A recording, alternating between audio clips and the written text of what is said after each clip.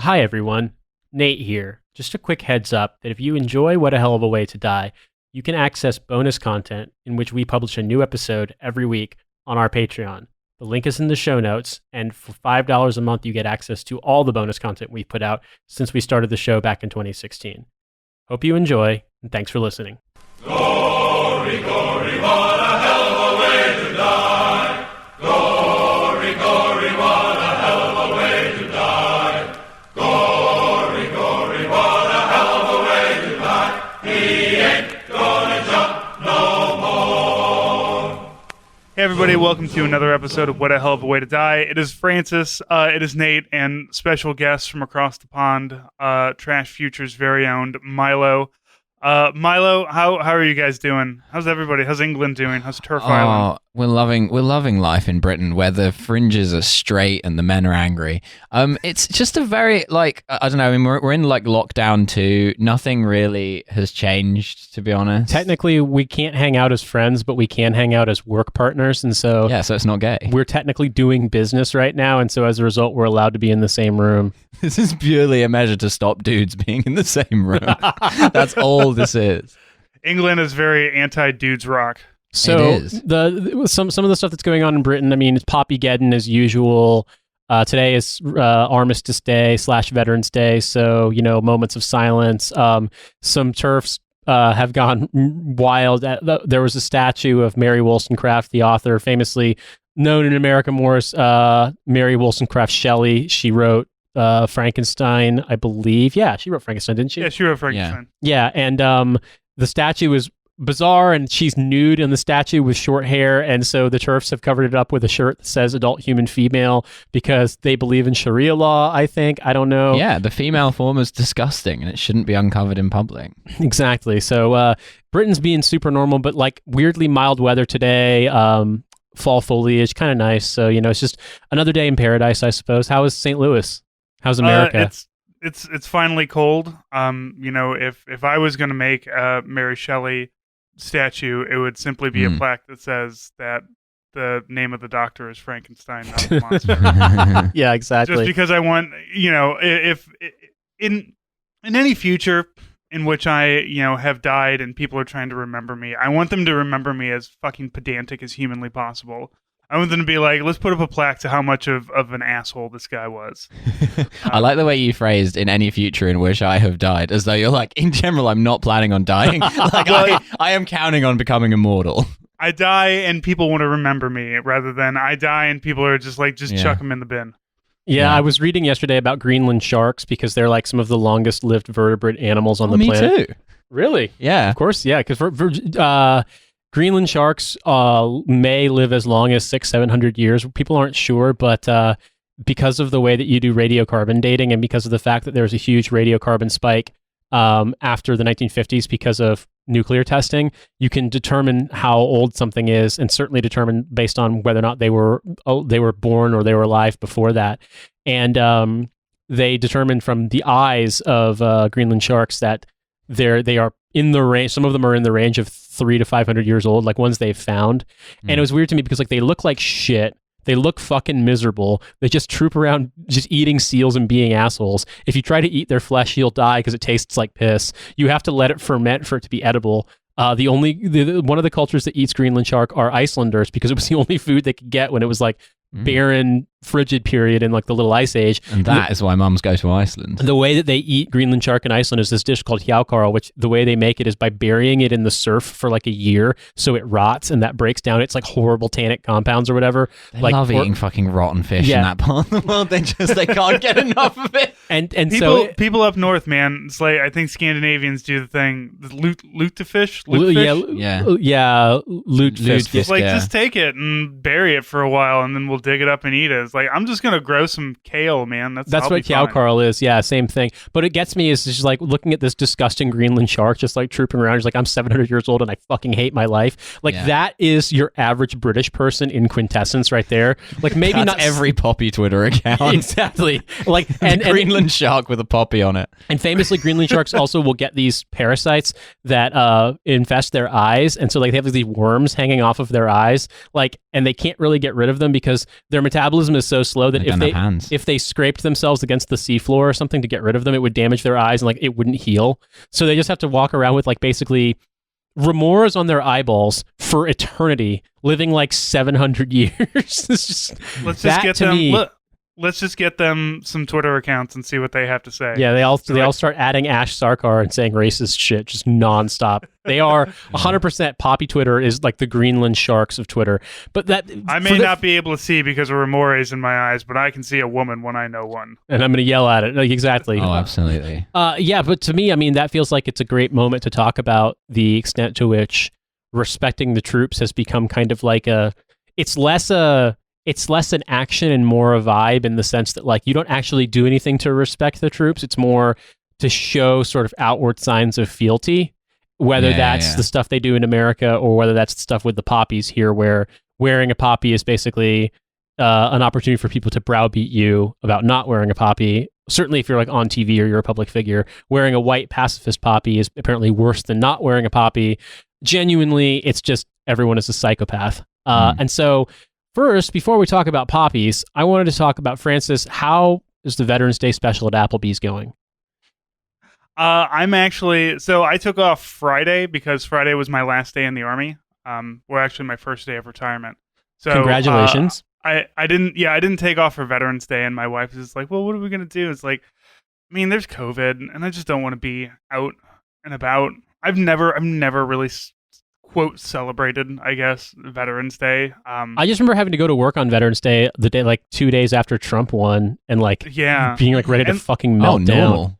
Yeah, God, fucking hell, yeah, it was bad.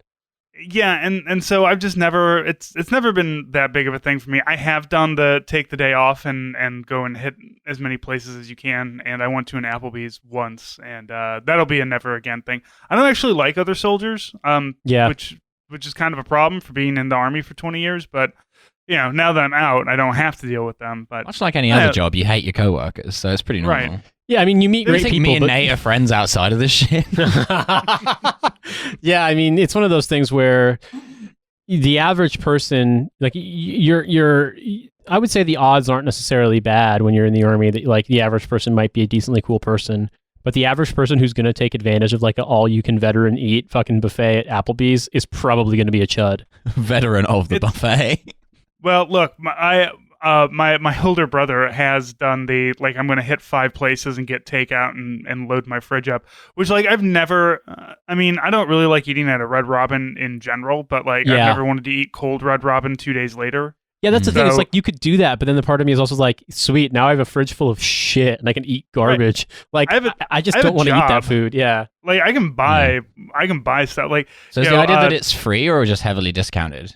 There are some places. Well, Francis can explain. Yeah, there's some places like, so Applebee's is always the main example. Applebee's will have like a special menu. There's like 5 or 6 things, and it's like you can have one of these things for free. Some places do heavily discount it. There's a place here that's called Mile 9. It's like an outdoor venue space that they created so that they can bring food trucks, but they also have like their own little bar and everything. So they're offering like $2 off at the bar, and then all the food trucks are going to have Veterans Day discounts and stuff. So it depends. Like some places will have discounts. Some places will have like a free food. Golden Corral, which used to be a join me in the Golden Corral. Exactly, it's a buffet. How much can you eat? It's so horrible. I've never felt like pleased with myself after eating Golden Corral. But they always have like a free buffet and everything. So there's a lot of places. Some will do free. Some will give you a discount. It's really like it's really slaked off. It seems like, you know, the browbeating of the poppy has gotten stronger while the respect of the veterans has gotten less and less, because like, you know, there's fewer of us. Well, not fewer, I guess, but there's fewer of us being made. You know, there's fewer soldiers that are being churned through Afghanistan and Iraq and all Syria, all these places. Like, well, we do have troop presence in these places. We don't have a lot. We don't have like Nate during the surge when it was 100,000 or 200,000 or whatever. Yeah. You know, it's like there's like maybe 5,000 people there. Well, something that I want to talk about here is that the extent to which people that I know who are my age or older have said that over the course of their adult lifetimes, Armistice Day and Remembrance Sunday and all of the stuff related to poppies has both become more aggressive and also like more festive in a way. Like, and I don't think, I mean, Milo, you starts earlier every year. You can speak on this. Like when you were, say, like in middle school, when you were, I presume, somewhat conscious of the world, do you recall there being these weird murals of like the kneeling Tommy and the flag and poppies and lest we forget shit everywhere? Because like that stuff is creepy, and I do see a lot of that. No, it's gotten very intense in recent years, I think, as the culture war has intensified. Because something like I would like to clarify for American listeners is that British people are not troop fuckers. British people do not respect the fucking troop. It's not like America where people go around saying thank you for your service and shit. Like, people do not give a fuck. You guys need to have a big like Union Jack that you wave over a soccer pitch and everything while jets that were bought from America fly over. Oh, absolutely. Yeah, we love that shit. But like, yeah, it never used to be this way. Like, if anything, I guess kind of after the Iraq War, there started being like, there was like a sort of kind of quite liberal respect the troops thing that started happening, but it was definitely not a jingoistic. It was more as like kind of as a protest about the war. People would show up to like the state funerals and stuff of like the coffins being brought home. Like there's this town in Wootton Bassett in like Warwickshire where they used to bring all the coffins. Yeah, through. A friend of mine was a photojournalist here for a while, and he took photos from that, and he was just like, he's from my hometown, and he told me, he was like, it's weird to me how much people absolutely fucking hate the Iraq war here. He's like, it's just nowhere near as intense as in America as it is here. Which does kind of make sense, but then to me it struck me that like a lot of the sort of tone policing and culture war shit about the poppies and about Remembrance Sunday and our boys and shit like seems to be related to two things. Number one, the sort of like feeling of national decline, which is just everywhere here. It's like asking a fish to notice water levels of just like it's. We say this sitting in our podcast basement that is itself decaying and we're about to be evicted from because our idiot landlord has gone bankrupt. Yeah, exactly. How do you fuck up being a landlord? By being British. Yeah, exactly. But then also I think because of the there's a lot of money to be made in sort of banging the drum of like, liberal Ramoners versus Brexiteers kind of shit. And so in a way, I think that like the poppy fucking and troop fucking is absolutely an element in the sort of ether of the kind of like leave Brexit mentality. Since Brexit, it's gotten 10 times worse, 100%. Because like I would say that generally speaking, I mean like Remembrance Day always had some sort of jingoistic undertones, but it's always been, certainly compared to like Russia, where I've also lived, it's always had like a very like somber, war is bad, this is a day of reflection kind of tone, rather than a like, what is good, look at these tanks. Like it's always been kind of more in the former camp than the latter. Yeah. But it's becoming an increasingly just like everything is the poppy Stasi asking where your poppy is. And everyone's like competing to wear a bigger poppy, and like not wearing a poppy is like a radical political act now. Yeah. Milo, did you ever watch Seinfeld? I'm familiar with it, but I've not seen that much of it. There's an episode where Kramer goes on a breast cancer walk, but refuses to wear like the pink ribbon. And constantly gets harassed the entire time, and like gets beaten up because it's like who will not wear the ribbon? And I always think that with the poppy is just like these two, and if you look at it, it's these two 90s muscle guys, so they're like wearing tank tops and like Dayglow tracksuits and just yelling in New York accents, who will not wear the ribbon? Well, actually, on the subject of poppy fucking, I have an amazing story that I found, which is that we do 2 fucking poppy days in Britain, because you have the Remembrance Sunday, which is like the main event, but then you also have the 11th, which is today, which is where they have the silence at 11 a.m. Anyway, so on Remembrance Sunday, which is this Sunday just gone, they also have a silence at 11 a.m. and it's really fucking stupid because like they do it in like the supermarket, so like they'll put it over the tannoy. Again, this shit never used to happen. They never used to fucking get on the tannoy in a supermarket and be like, oh, we're now having a minute's silence. Like, fuck off, I'm in Tesco. Like, we're not at church right now. Like, fuck you. No. Anyway, so they did this in a branch of, I think it was Tesco. It was one of the major British supermarkets, and a fight fight broke out. And then there was this story is amazing. So like, yeah, they're getting quotes from like some bystanders like, yeah, we could just hear all this like shouting and screaming from the next aisle, and someone shouted like, you have some respect. And then we can hear like, oh, then we see all the staff in Tesco like running to this one aisle, and they went in there, and there's some woman had like kept talking during the silence, and some other woman had been like, you disrespectful bitch, and then they'd had a fight, and they'd managed to break like every egg in the egg aisle. Like, just having a full fucking brawl. And that's the other thing, it's now a 2-minute silence. It used to be a 1-minute silence. Why do you now have to be silent for a minute longer? You have to be one whole minute more respectful. It's gone up by 100%. That's inflation for you. The British psyche around the world wars is just fascinating to me, and I wish that I'd been able to do the A Bridge Too Far episode with you guys, because like American war movies, one, they're only about World War II, because that's the only one that you can explain to an American in like 20 seconds. Like Nazis, they're bad. They did all these things. They did a genocide. They're bad, and it's okay that we're going to shoot them in the face. And like World War I, it's like, all right, so in 1870, you're like, oh fuck, I'm already done. So you can't. An American can't handle World War I movie. But World War II movies, all it is about how great we are and how strong we are and how much we kicked everybody's asses. But the British love to like just like the British will bring up their grandfathers who like got a shrapnel ding during the Blitz or whatever to own people on Twitter in 2020, and it's absolutely incredible.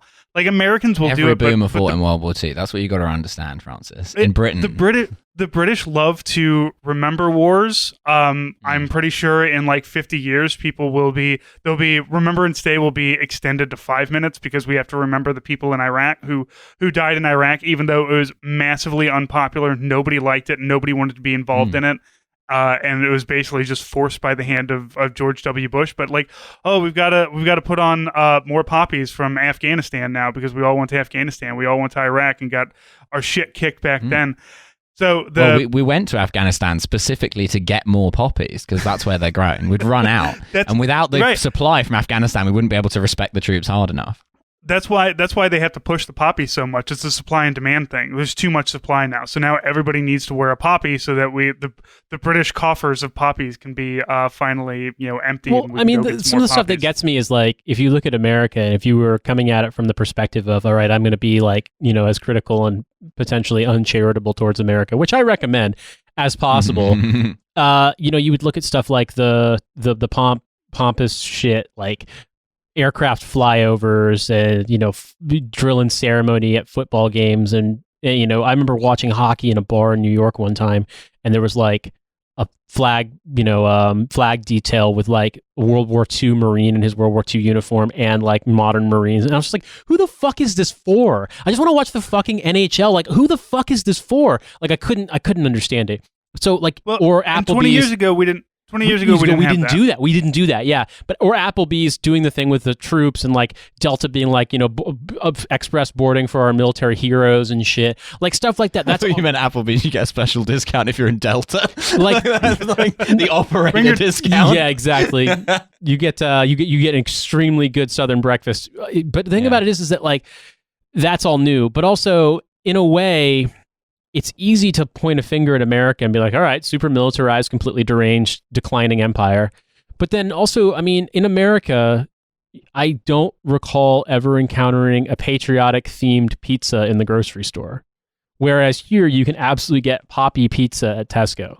Excuse me. I 100% have seen pizzas like frozen pizzas at Tesco where they've got, and I'm not joking, they've got pepperoni arranged like the petals and olives in the center to make a Poppy pizza. Dude's fucking rock, man. With a basil leaf on the side to indicate. Oh yeah, I'm dead serious. I have not seen that shit, but yeah. First off, that's a shit pizza. Just like in general, toppings wise, no. It's not about taste, Francis. It's about respect. It's about honoring the fallen with a goddamn pizza. I will eat this garbage pizza and remember that the boys in World War I didn't have terrible pizza to eat on the fields of Flanders. It's not delivery, it's respect. Exactly. And you know what those boys would say at Flanders if they could have this? They'd say, "Oh, mate, why's this fucking warg food?" Yeah, that's because right. I don't think they had pizza in Britain in 1918. But it's okay. They absolutely did not. They didn't have pizza in Britain in like 1970. Oh, no, my grandma didn't know what pizza was when she like moved to America, and my mom had it in school and tried to get her mom to make it, her extremely British mom, to make pizza. My mom described pizza to my grandma, and my grandma improvised by basically, and I'm not joking, taking sandwich bread, ketchup, and like ground beef and putting a slice of cheese on top. And my mom was like, it's basically an open-faced cheeseburger, but when you try to explain pizza to a British person who's never had it before, all they can think of is a sandwich. Oh, what is it? It's a bit like I saw a faggot on a slice of bread, is it? We have to clarify. We have to clarify that pork faggots are a thing they have in Britain. Yeah, it's the not- most British way of referring to it. Milo is not using slurs here. They are legitimately. That's what they call. It's a grandma ass word. Like no one says it anymore. But yeah, aren't they like a sausage ball or something? we have loads of words for like meat patties that are like old like Cockney ass words like faggot and rissole. There's a funny story about rissole. So my grandmother used to work in the hospital, like not as a nurse, but as like a manager on a ward who did all of like the food and stuff. And she had there was some Canadian nurse who'd come over to work in Britain. I mean, this was in like the 50s probably, or maybe like the early 60s. And like there were people like who would like they'd give an order of what they wanted for lunch from their bed, right? And this Canadian nurse comes over and is like, this man would like the rissoles. And then she's like, what? And it's like the rissoles. She's like, oh, rissoles. Yeah, which were like a kind of like hamburger ass, like steak haché type thing, but maybe Nate, could be any meat. Nate, I need to ask something about these Adidas that you posted. Oh, the Poppy Adidas that say Flanders on them. Yes. Yeah. So Screw one, Flanders. please, remind me. The Remembrance Day is specifically about World War I, correct? That's correct. Which Okay. Well, It's all wars, but it's like World War One is the aesthetic, but it's definitely it's not limited to World War One, and it's like which is why they Because have this says what appears to be either a B-52 or a Spitfire. No, that's that's a a B-52 Lancaster. bomber that is bombing Flanders with poppies. yeah, that's right. Yeah, it could be a Lancaster, isn't it? I can't. I would imagine it. Yeah. They didn't have these during World War I, is what I'm going with. I like how all no, of they these, did like not. somebody Is went.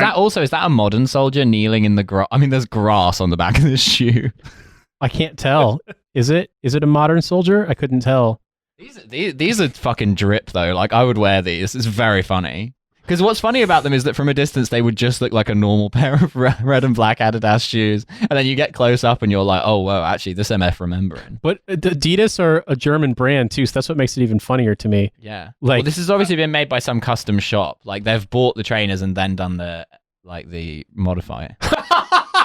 Oh my God! Someone for a FPPE person, an anti-Brexit person, says that's sickening. Honor them. The dead should not be turned into brand advertising.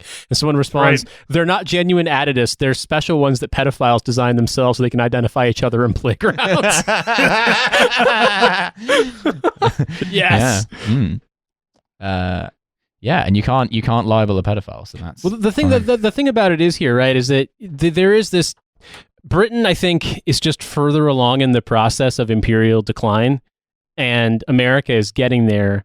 But like the extent to which this sort of weaponized remembrance stuff is new in both America and Britain, it's weird because people will talk about it as if this is a thing that has been going on, like this is just normal. But anyone you talk to, in my experience, who's old enough to remember what it was like before, it's like you and me, Francis, remembering what it's like to fly on a plane before 9/11.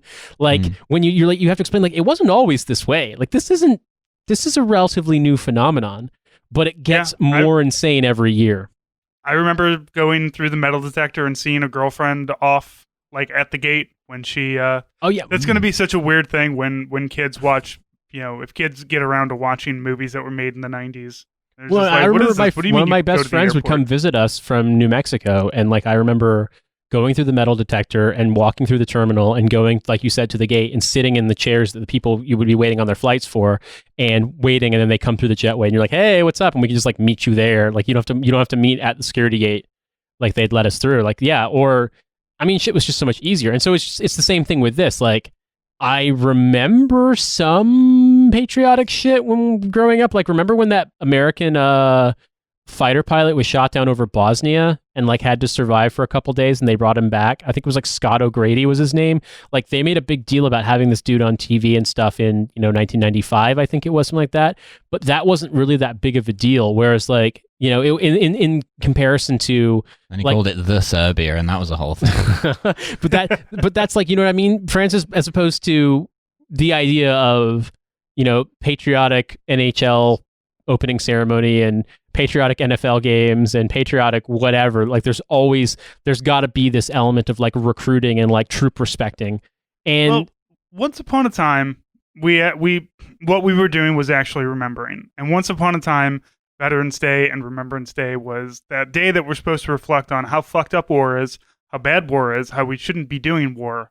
And I know that like we do Veterans Day, and it was an Armistice Day of its own at one point, but then we did another World War, and like, well, we'll just roll everybody into the Veterans Day. But pre-war, Veterans Day was never that big of a thing because there weren't that many fucking veterans around. There was the World War II guys, there was the Vietnam guys, but there wasn't young guys.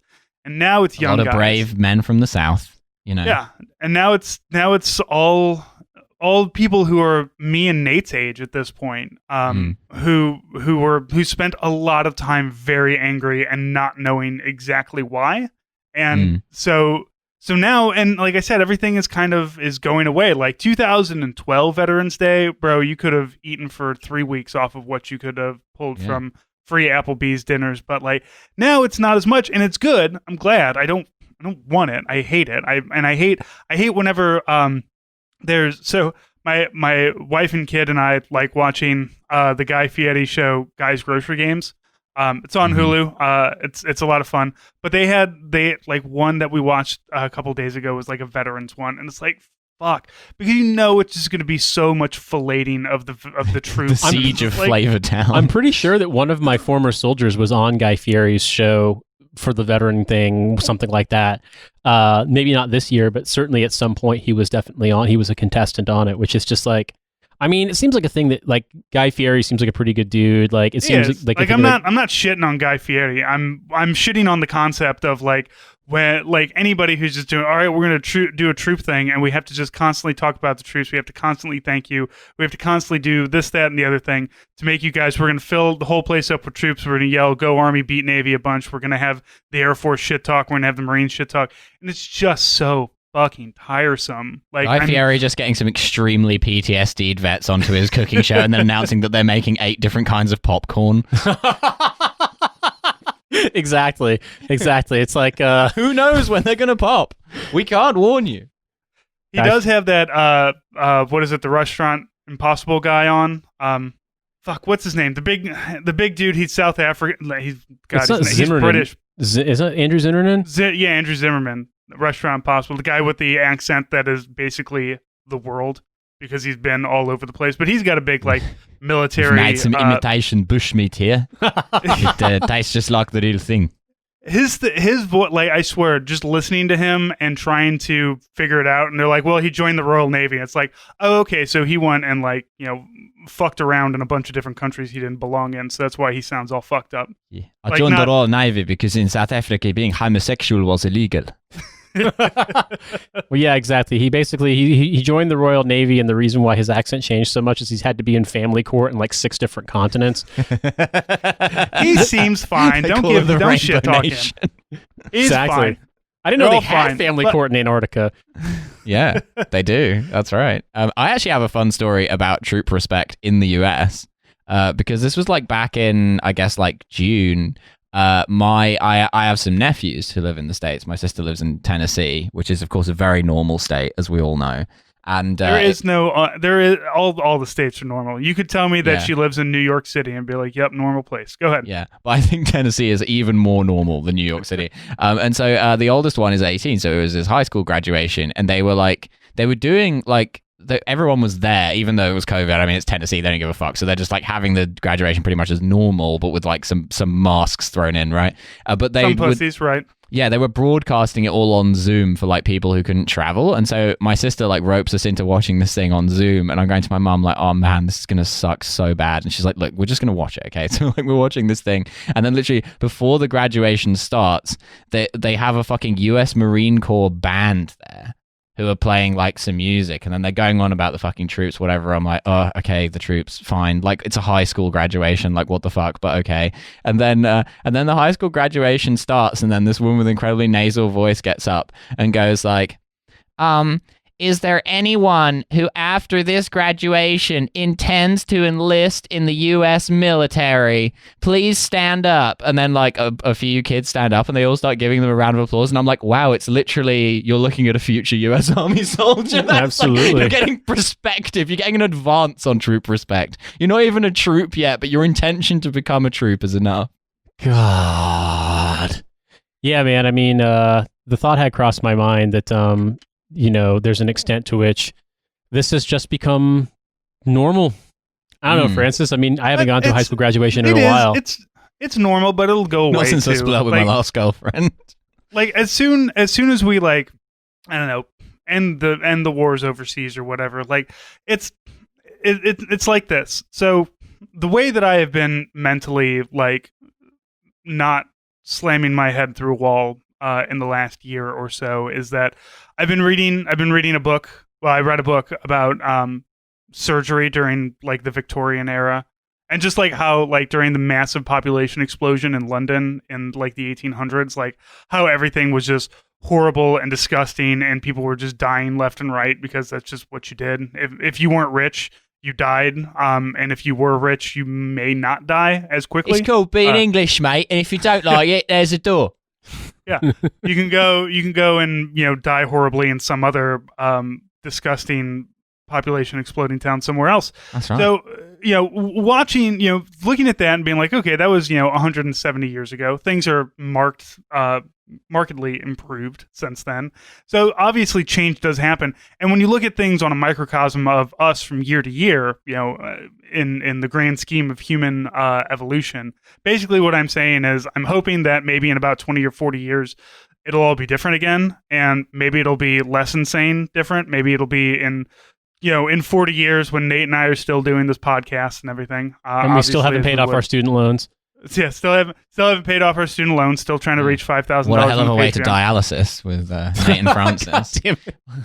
Yeah, exactly. But by that time, maybe the troop respecting will be back to a, I don't know, not necessarily underground, but back to a lower. I don't know. I think we're not as angry anymore, so therefore we're not as demanding of troop respect and everything. We're all just getting old. We're all getting old, and we all just want to move on with our lives. So I think in the next 10 or 15 years, provided that we don't have any more major fuck up wars that last 20 or 40 years, or anything like Vietnam, which lasted about 5 to 7 years, but killed 50,000 soldiers, Well, yeah, but also Vietnam. I mean, America was involved in Vietnam from the early 50s until the mid 70s, and so it's like that was a long, like the sort of cultural phenomenon of like teens getting drafted to get sent to Vietnam was starting from like the mid 60s until I think 1971 or 72 was the last drafting they were doing. For the historians who are yelling, when I say the Vietnam War, I mean the lion's share of it from like 65 into the 70s. Yeah, but I mean, I guess the point I'm making here is I agree with you, Francis. It's also just that I do think that the sort of animating principle behind troop respect was like the sense of powerlessness and desire for revenge, but also like the shame of not being involved that people felt post 9/11.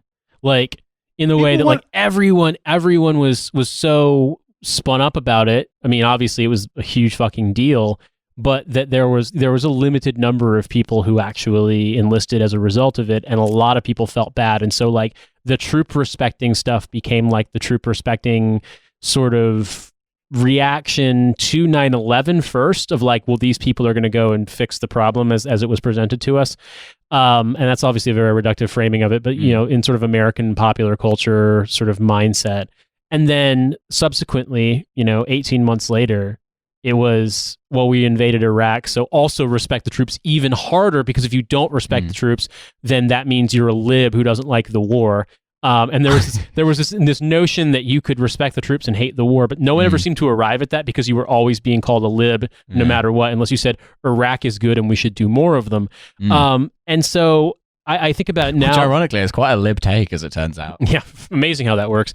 But I think the thing about it is that as time's gone on, they wound down in Iraq. We evacuated people out of Iraq, and then we have a big contingent of people there at the embassy, but like not really a huge amount of troops on the ground.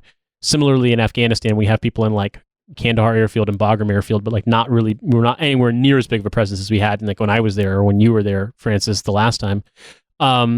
And so, now, like you said, there are fewer combat vets sort of being made, but also I think like the animating incident is so far in the past now. I mean, you think about like, I don't know, man, we are almost as far from 9/11 now as 9/11 was from like the Reagan assassination attempt. Like, think about how fucking present in your mind was the Reagan assassination attempt when you were, 18 years old. Is that when it happened, when I was 18? Well, no, it happened in 1981, but like think about like your average person in their 20s now who would have been like a toddler when 9/11 happened. Like 9/11 is as far from their present day experience as the Reagan assassination is from 9/11. Is the point I'm making here. That was in 81, 9/11 happened in 01, and then we're about to be in 2021 next, like in a month and a half.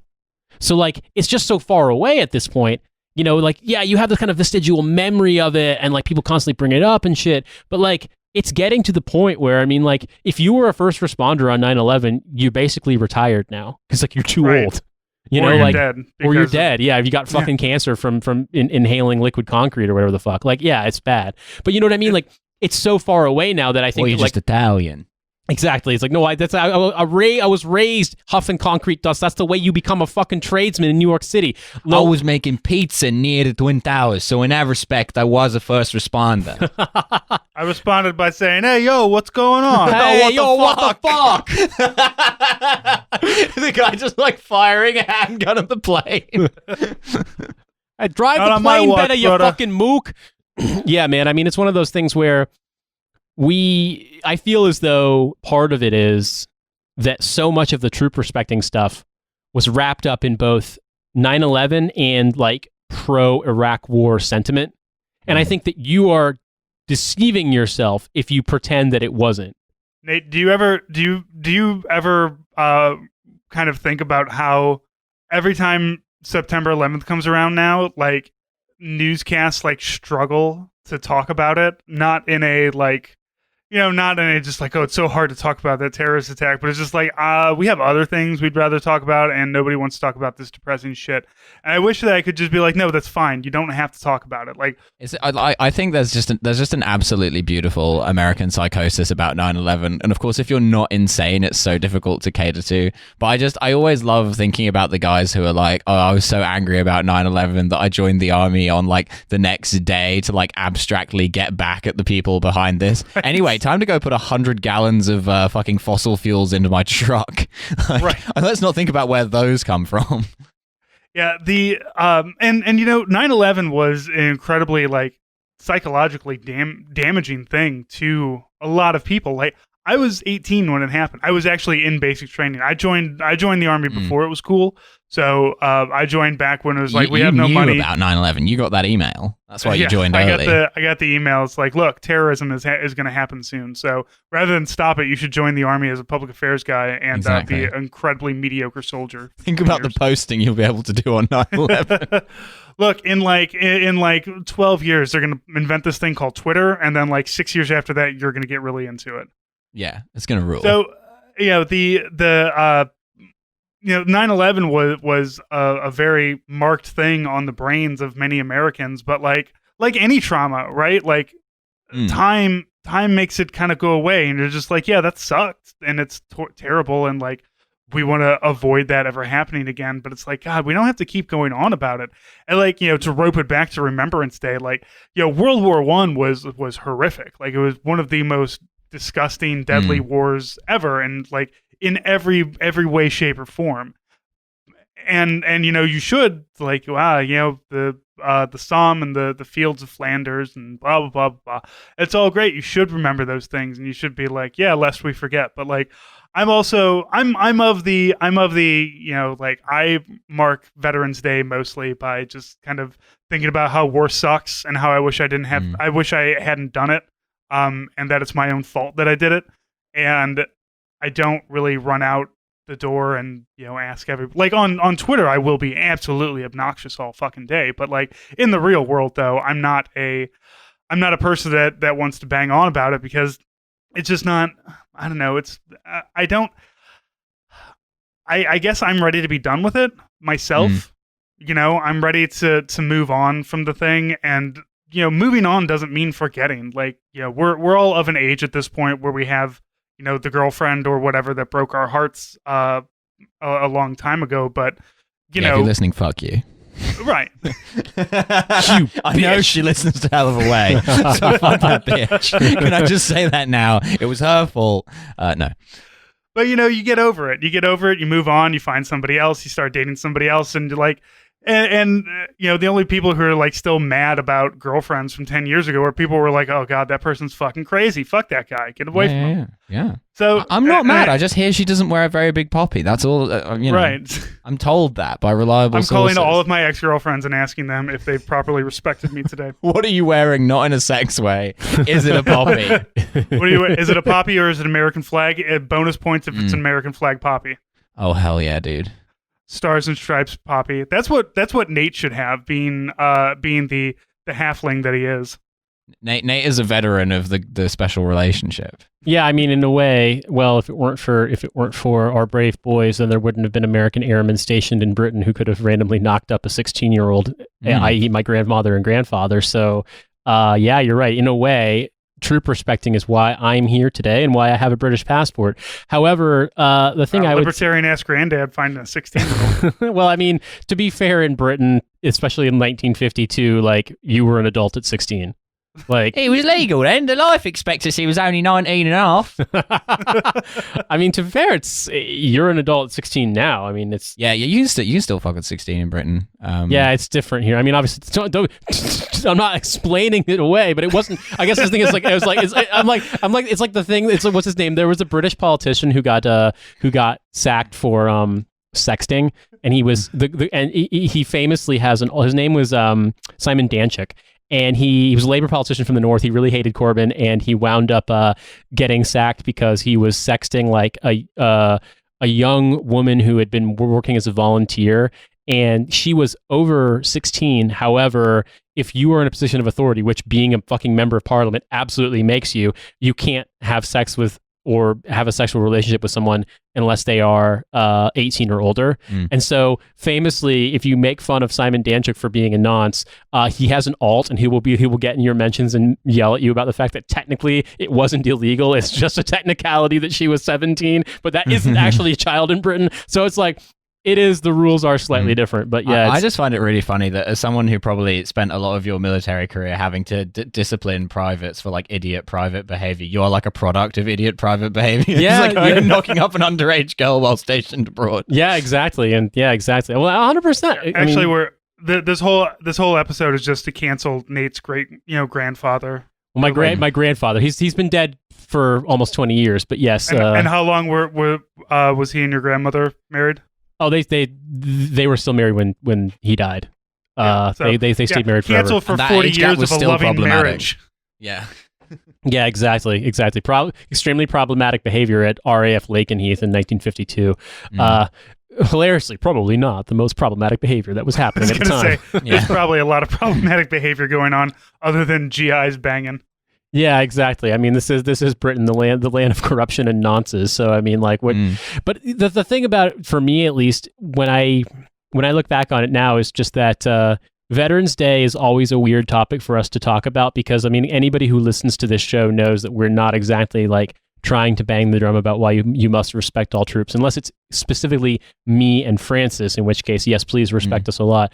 But like, when we talk about it, I feel as though we were hipster disaffected veterans. We were kind of in that mode years ago And I feel as though more and more people that I know of who sort of identify themselves like their platforms are because they're veterans are kind of coming to the same conclusion that like there was this sensibility about it sort of being important and like it mattering in some capacity. And then like as America just devours itself, just being dumber and fucking stupider nonstop, like you start to realize you're like, yeah, actually it was just a huge waste of money and time and it didn't amount to anything. And that seems like the easiest way to not have Veterans Day bother you is just to stop caring about being a veteran. Which in a way is kind of a reversion to a pre-9/11 state, I think. Yeah, I don't care about being a veteran anymore. Like don't get me wrong, I have the retirement now, so I get TRICARE and discounts for the rest of my life. So that's nice. But the war thing, I don't know. It's fucking, the war's boring. War's boring, and I don't want to go back to do it again just because it's like you go away for a year and you're just irritated the whole time. You're irritated by like commanders, you're irritated by other sergeants, you're irritated by people shooting at you, you're irritated to have to shoot back. That is quite irritating. Yeah, I was gonna say it's a little bit annoying when you get shot at. I will say, it's just very bothersome. I found that it kind of puts a damper on my spirits that day. Although if you've got to retire and then live in America, to be honest, you're not really out of the woods there. Yeah, that's true. Although here, I was gonna say I certainly hear more gunshots in my current neighborhood than I ever did in a war zone. However, it is at least reassuring that even if you have gunshots going off in your neighborhood, they're probably not Katyusha rockets. That would be a bit weird if like the fucking petty criminals in America started launching, like they got recoilless rifles. We're just like fucking obliterating each other's cars. My neighbor, Marshal Gennady Zhukov, who's a really annoying guy. Yeah, exactly. Yeah. I'm gonna start doing petty crime with drone strikes. Yeah, exactly. It's just like, these guys, like, one person didn't cut their lawn in time, so they just shot their house with an SPG-9. Like, just a normal day. Give me your purse. Are you not going to give me your purse? All right, hold on. Stay still. Yeah, hang on. We'll go over there. I need to get 500 meters away. Otherwise, I'm in the splash zone. Yeah. I mean, an entire setting up a mortar tube for home defense. Yeah, exactly. I was just gonna be like, well, it is slightly expensive to have attack weapons team orbiting my house constantly, but in the grand scheme of things, no one's gonna break in if they think they're gonna get shot at by an Apache. So, yeah. And technically, you cannot surrender to a helicopter, so it's legal. Set up a kinetic weapon just in orbit over my house. But what gets me about a lot of the veteran stuff is there were opportunities, and there still are to some extent, for people to sort of parlay that experience into like a larger platform. But I don't think very many people have done it successfully. And the ones who have, and when I say that, I mean like taking that to become like a commentator on multiple things, not just like a troop commentator. And I think the ones who have become sort of figures in that regard are almost all right wing. Like hilariously, I'm thinking about like Jack Posevich and people like that, who he's not known as a troop. He's known as like a culture war right-wing figure, but obviously like part of his claim to fame is being a Navy officer, or a Navy officer who got his security clearance taken away for being too online, and also was made to be the dick watcher at Urinalysis. To be an embarrassment to the Navy. That's really upsetting. It's a hard thing to do, and yet he managed it. But I mean, does that jive with your experience, Francis? It feels like we do what we do, and we're always going to do it until one of us dies, but like ultimately we are in some capacity. And the other of you will be humiliatingly forced to get another job. Both of you just praying for the sweet release of death before the other. But you know what I'm saying? The only way we can stop podcasting is to die. Yeah, it's the thing is though, is that for as much crying that conservatives do about identity politics is exactly how they maintain any kind of control. Like especially troops, like I think of Dan Crenshaw and Tom Cotton and people like that who like, people who joined and they put their service like out there as this is it. I'm or my former governor, fucking Eric Greitens, who machine gunned lakes all over Missouri to get elected. He machine gunned lakes? He had an ad. Literally, he had a political ad that was just him shooting a fucking minigun into a lake. Yeah, it's great. Fuck fish. As governor, I will eliminate fish from this fucking state. And you know what? We fucking elected that dude. Yeah, he won. So hell it yeah, worked. Dude's fucking. He also, rock, and then man. he had to resign in disgrace. He had a weird sex scandal where apparently he had basically blackmailed a woman into his like BDSM dungeon or something along those lines. I was relieved that ended mailed. It wasn't It wasn't even like a BDSM dungeon. He just like tied her to his like Peloton or something, and then like took pictures of her while she was blindfolded. But he didn't like turn the sound off, so she heard the shutter click on the phone, and she's like, "What are you doing?" He's like, I'm blackmailing you now, I guess." So yeah, he's a huge piece of shit who will be running for something in Missouri in 2024 because our state really should just be carved out and chucked into the sea. Yeah, which he will then machine gun. Well, just go like put us out there and let him machine gun the ocean all around us. But it's identity politics. And that's why they're so good at it, because Nate, you and I, we are actually reflective about our service, and we do, have our stories. We are intelligent people, and Don't go really that far. we want to move on from. I mean, I say we want to move on from it as like we are on year 4 of this podcast about the military, but like this is also, this isn't Troop TV. This isn't, what is This is Troop Radio. Mission Barbecue, where they play the national anthem while you're eating, and you have to stop eating barbecue and stand up and respect the flag at like noon or whatever. And if not, you get fucking musical kicked out. chairs. Like it's, there's an insane there's an insane direction we could have gone, Nate, but we just weren't. I don't know, like we didn't believe in those things.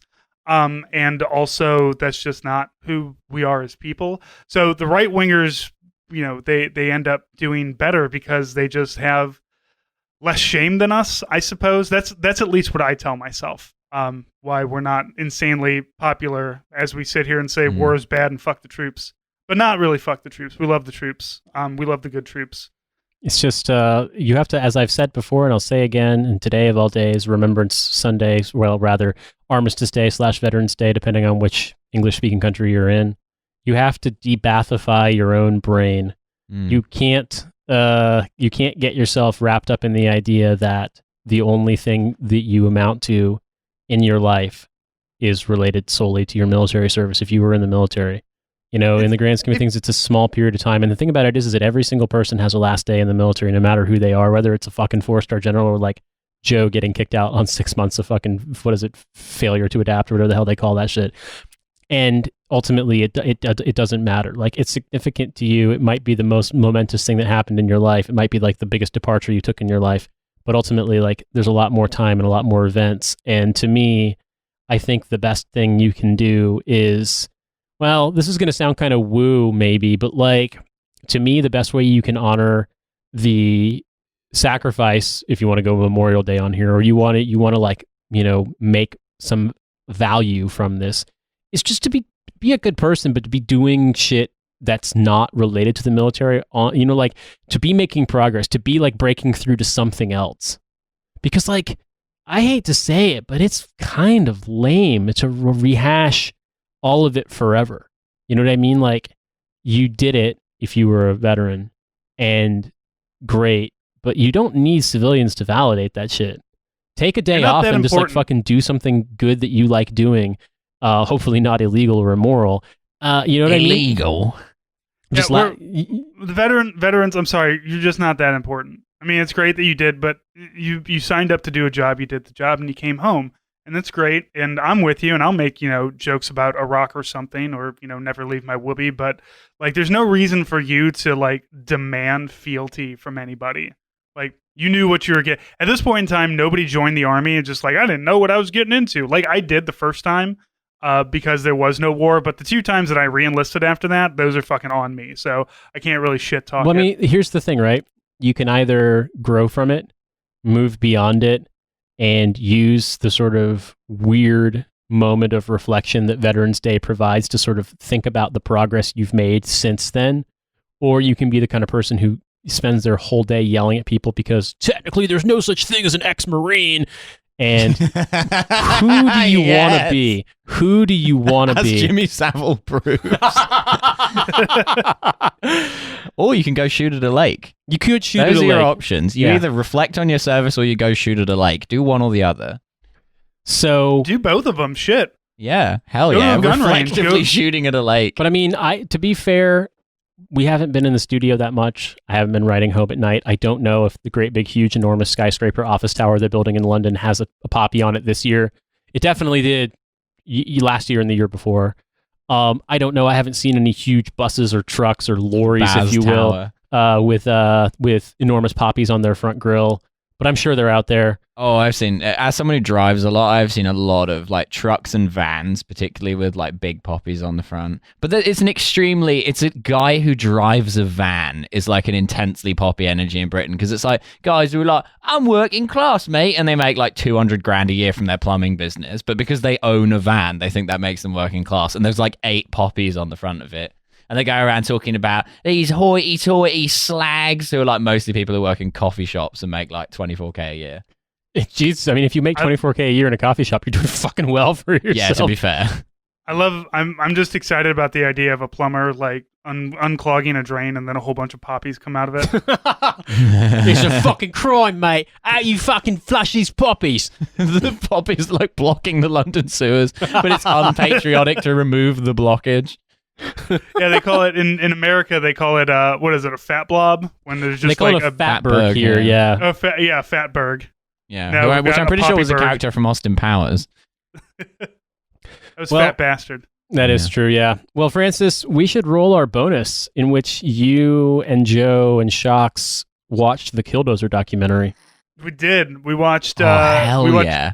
We watched Tread, a phenomenal movie about Marvin Heemeyer, who went. Became governor fucking- of Missouri.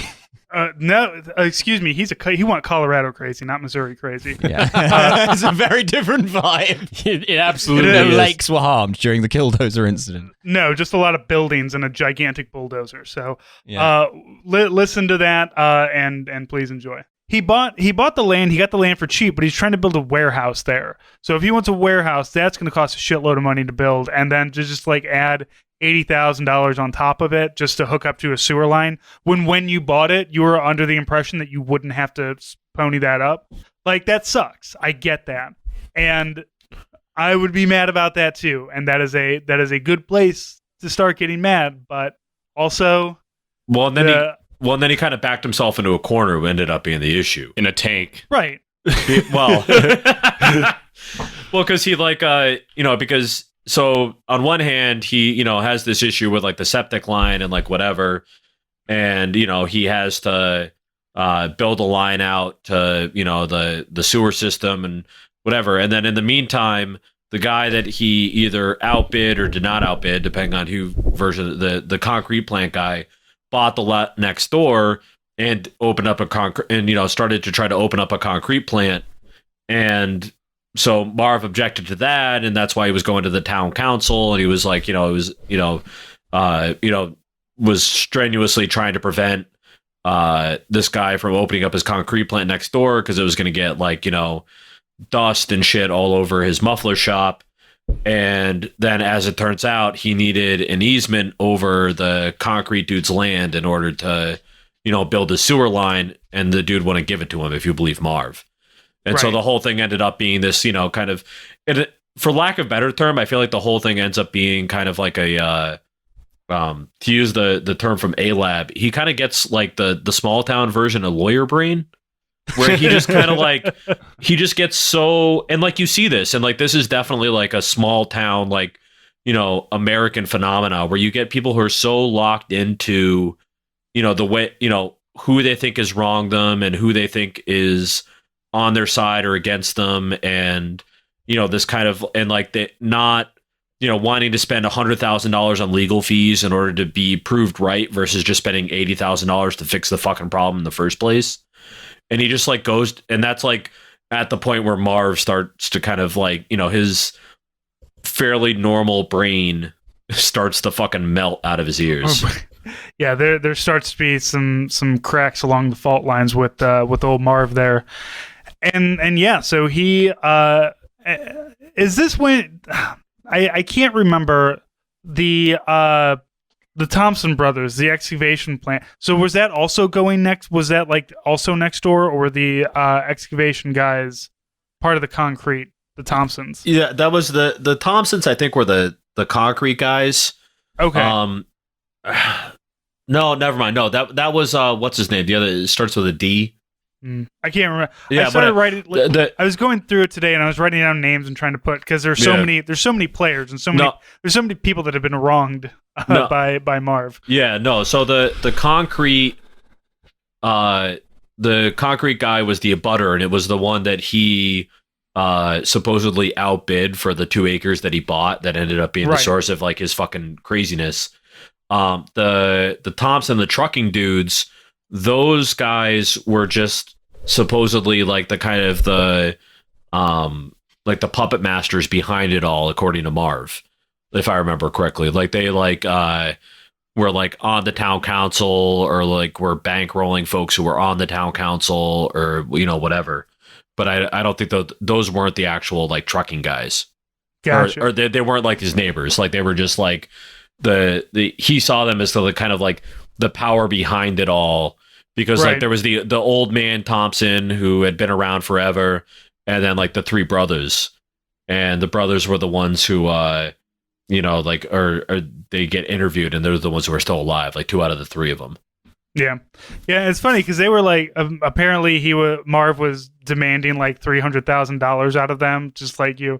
I came here in 2000 or in 1992, and your family financially affected me for the rest of my life, and I'm gonna get you. And demanded $300,000, and they're like, yeah, no way, that's not happening. But then he does end up selling the whole place for like $400,000. He wanted $1 million. Yeah, he kept dicking it around. Like everybody's like, "Look, we'll just buy it from you." And he said $250,000, and they said fine. And he said no, I actually want 375 or something like that. 375. And they said, yeah, fine, we'll pay that. And then he said $1 million, and they're like, well, obviously no. Does this town look like it has $1 million laying around? Well, I mean, those concrete boys may have had $1 million, but also that's a ridiculous amount of money to pay for that lot. And it really did feel like, look, man, just give it to us and go lay down for a bit, like go relax, because obviously they could see that Marv was not doing well. And so he eventually buys this Komatsu bulldozer. He goes to California and buys this massive bulldozer, has it thrown onto a flatbed truck and driven back, and then he plops it down onto his property with the bucket pointed towards the Thompson's concrete. And the Thompsons were different. So I think he pointed it towards the concrete plant, like whatever dude owned the concrete plant. Yeah, I couldn't. I was trying to watch it again today, but work got really busy. So, but anyway, so he's obviously losing his marbles at this point, and he's like, I'm going to point at the concrete thing and put the for sale sign on it. And then he just decides to sell everything. He just, is like, something clicks inside of his brain finally, where he's just like, yeah, no, I'm just going to sell everything off. I'm going to liquidate all of my assets, sell the muffler place, sell this place, sell that. And the only things that don't sell is this massive bulldozer and like his warehouse or whatever. And Cody, that's the name of the guy. Cody Dochev is the guy who owns the concrete plant that was next door. Yeah, the Dochevs. Yeah.